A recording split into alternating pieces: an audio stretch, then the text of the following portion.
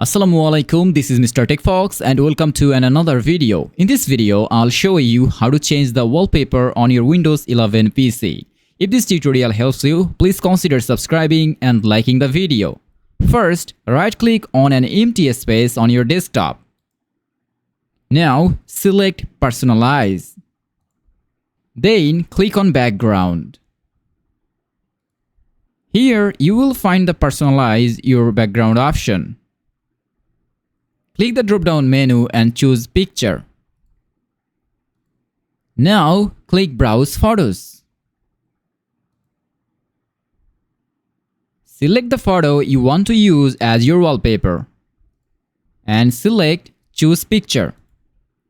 Once you have selected it, Windows will automatically set it as your desktop background. And that's it. You have successfully changed the wallpaper on your Windows 11 PC. Thanks for watching.